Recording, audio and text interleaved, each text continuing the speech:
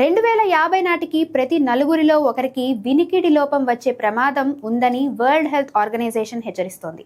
అలాగే United nations అంచనా ప్రకారం 12 నుంచి 35 ఏళ్ల మధ్య వయసున్న దాదాపు 1 బిలియన్ యువత ప్రమాదంలో ఉంది. కారణం ఏమంటే గంటల తరబడి హెడ్ ఫోన్లు పెట్టుకొని హై వాల్యూమ్లో పాటలు వినడం, గేమ్స్ ఆడటం, రీల్స్ చూడటం. చెవిలో ఉన్న సున్నితమైన నరాలు ఒకసారి దెబ్బతింటే తిరిగి పూర్వస్థితికి రావు. ఆశ్చర్యకరమైన విషయం ఏంటంటే పిల్లల్లో వచ్చే వినికిడి సమస్యల్లో 60% వరకు ముందుగానే నివారించవచ్చు. చిన్న ఇన్ఫెక్షన్ అయినా నిర్లక్ష్యం చేయొద్దు. టీకాలు సమయానికి వేయించాలి. వినికిడి సమస్య అంటే కేవలం మాట వినపడకపోవటం కాదు, అది ఒంటరితనం, ఉద్యోగ ఇబ్బందులు, మానసిక ఒత్తిడికి దారి తీస్తుందని గుర్తుంచుకోవాలి. మంచి విషయం ఏంటంటే హియరింగ్ ఎయిడ్స్, కాక్లియర్ ఇంప్లాంట్లు వంటి పరిష్కారాలు అందుబాటులో ఉన్నాయి. కానీ ముందుగా జాగ్రత్త ముఖ్యం.